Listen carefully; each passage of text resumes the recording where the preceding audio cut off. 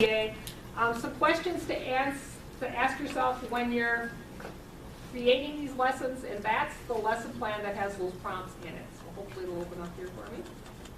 It's being really slow. There we go. This is the one I was saying. You don't want to include this as your TPA lesson plan, but it gives you some ideas of like, oh, what did they want in that place? Here's what we're looking for. So, right here, make sure you actually write out what the standard benchmark is. Don't say 4.2.3a. Tell them what it is.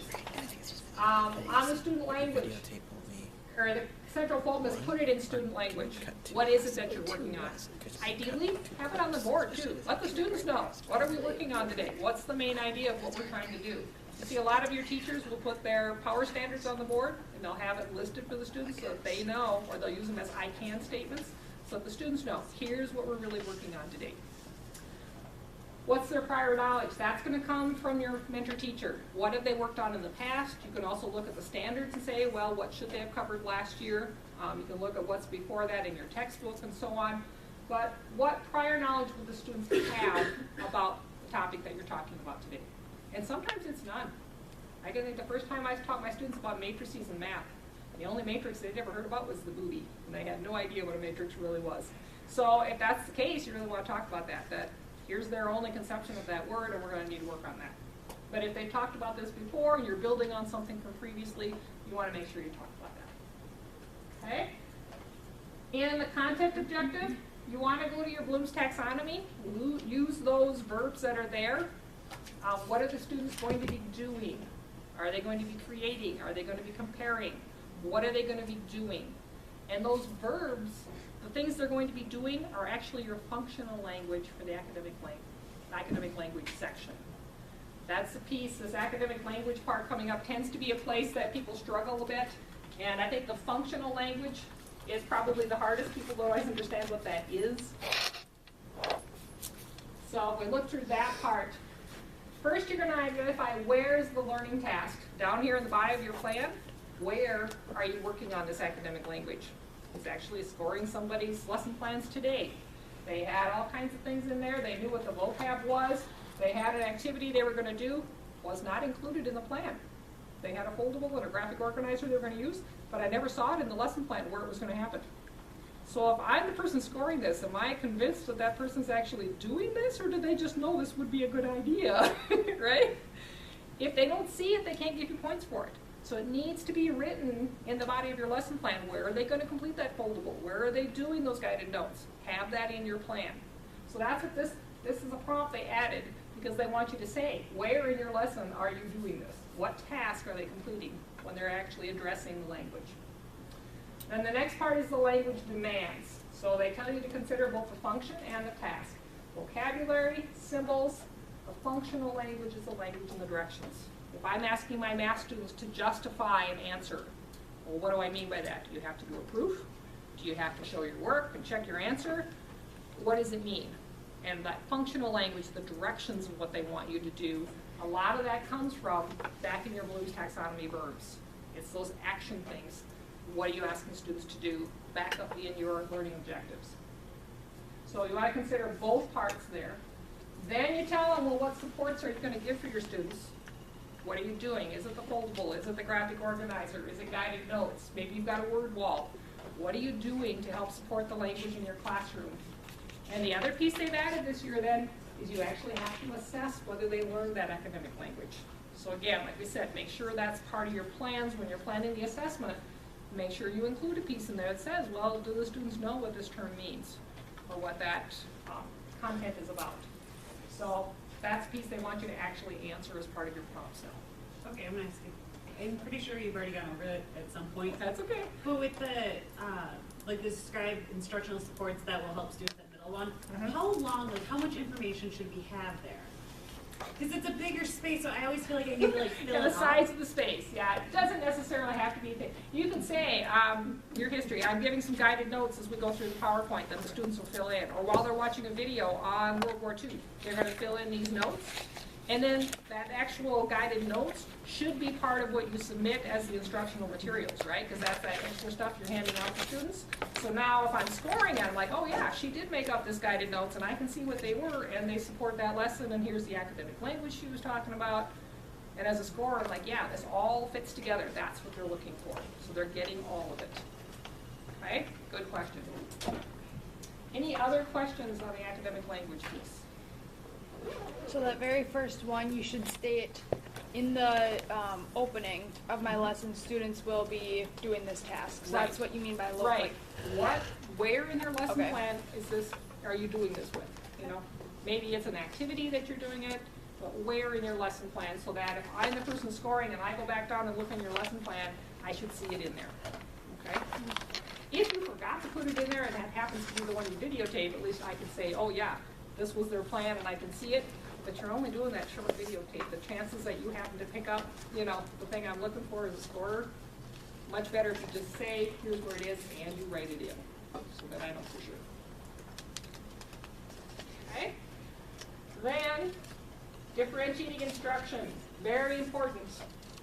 Quite a few of the rubrics, if you don't address what you're doing for the students with any kind of special needs in your classroom, whether it's English language learners, gifted, talented, even just kids, they're on Title I for reading.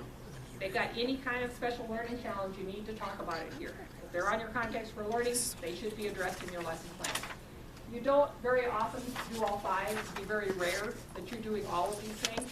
But be specific for the students that you've got listed in your context for learning, what are you doing?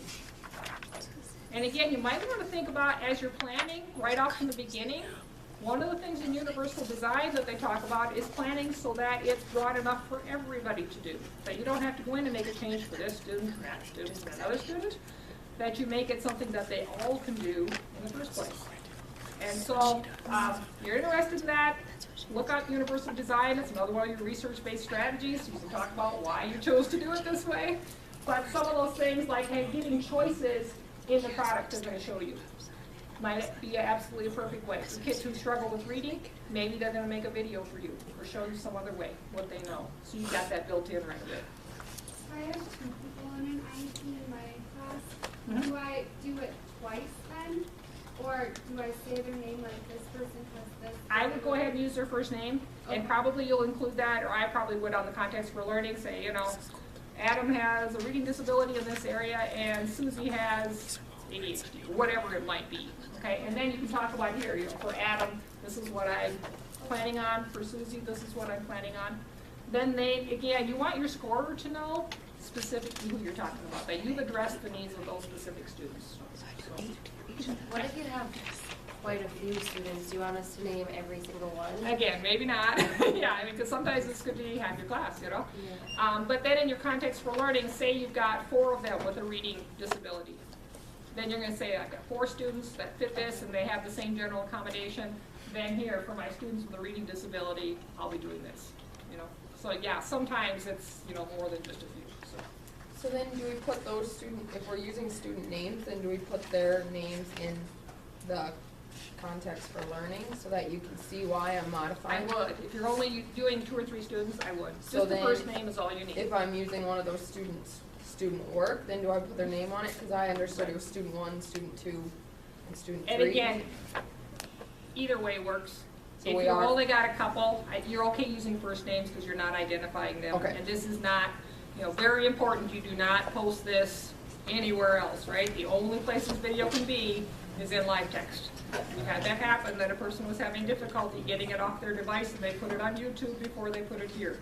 And they did a private link, doesn't matter. That is just a complete no-no. It cannot ever go to YouTube. What you can do if you're having trouble, you can upload the whole video to live text. It will take a whole hour's worth of video. They don't have file size limits. It's Pearson who does. So if you need to get it off of something so that you can get it onto a computer and compress it later, just upload the whole thing to live text, download it when you're, you know, on your device, you can do that, and fix it, and you'll be good.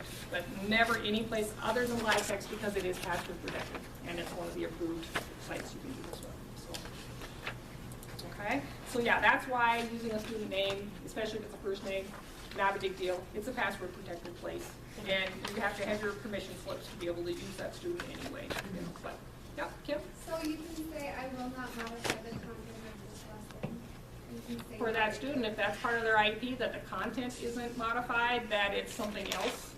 You know, they can change the product, or maybe they get the test read to them, the quiz read to them, but the content hasn't changed. Yep. Yep, you just put that in there.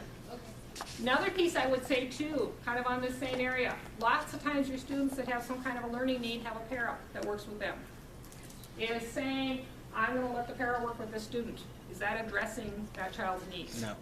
No. Who's responsible for that child's learning? You or the para? The teacher is.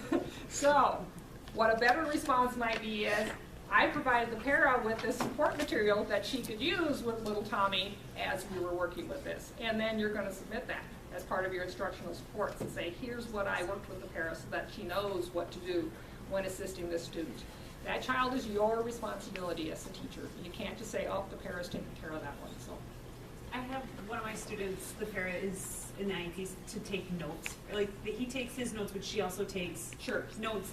So, like, would that be part of the process? Would it be okay to put in para will assist student with note taking? Yep. Is Yep, that, because that's going to be on his IEP, so Okay. it should be in your context for learning too, that's the. I wasn't sure if that was too much of just saying like, oh, the para's got it. Yeah, no, Yeah. I would make sure it's in your context for learning, Okay. that for that student, the para takes notes, the student does too, but they, to make sure they're complete, that's a pretty common accommodation.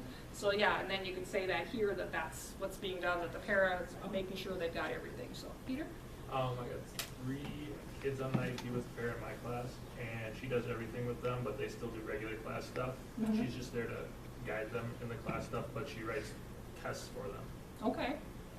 So, I would I assume just she say- writes the test with the teacher from- so that they can well, I determine give what her needs mine, to and then she modifies it. goes from there. Mhm. Yep. So then you could talk about that I work with the parent to modify the assessment that's given for these students to meet up with what's required in the IEP. Okay? Other questions? Okay? Like I said, this one section, there are about 5 different rubrics that specifically ask you, what are you doing for the students that have any kind of special challenges? So if you just talk about whole class and you don't say, here's what I'm doing for these kids, you're gonna score low. It's a given.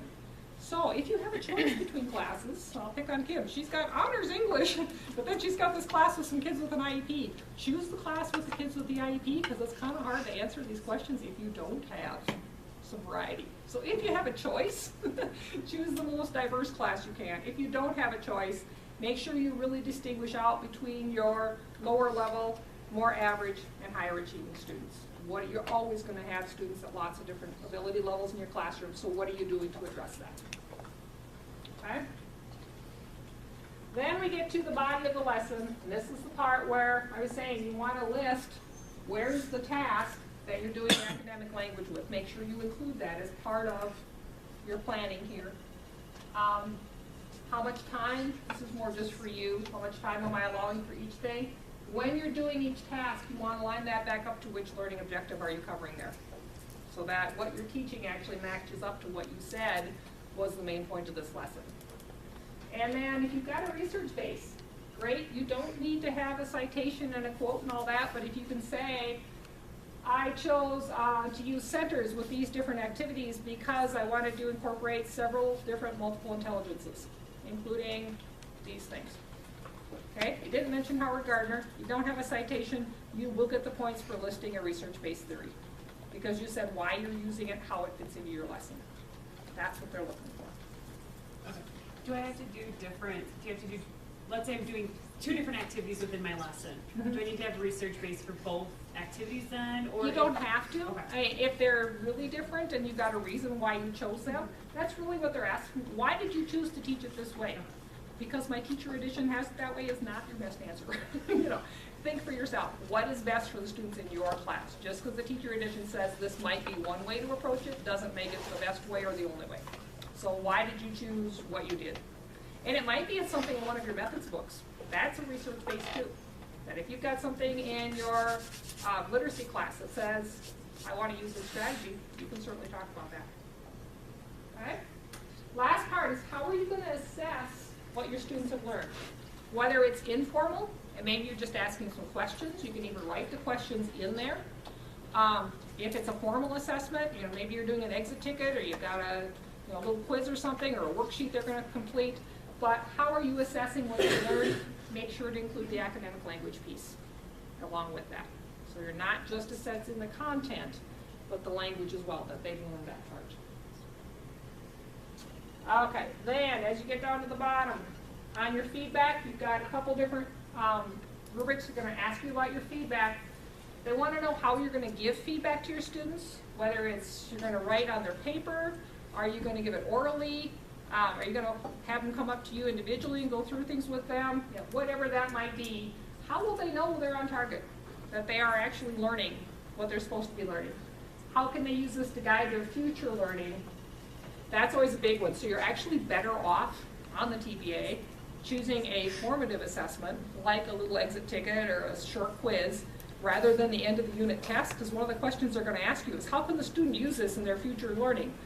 Well, if that was it for the chapter, they'll talk about this next year. You know, not a real good way to respond. So it's better if it is something that, oh, they're going to be assessed on this again later, and now they'll be able to show me what they figured out. Other piece with the feedback. Many times, you've been victims of this going through college, most of the time what you get is what you got wrong, right? They check it wrong. How many times do people tell you what you did right? If you just didn't have that red slash through it, it was a good day, right? So you really want to make sure you do that. Tell your students what they're doing right. What's the part you really liked? You know, you set up this math problem perfectly. I could follow your work on the way through really well, so you showed your work well. If you tell them what they're doing right, they are much more likely to keep doing that thing, even if it was a random guess in the first place. Then they know what to keep doing, and you can say, now here's the part where it went wrong, you lost your negative when you did this calculation, here's the piece you can check on.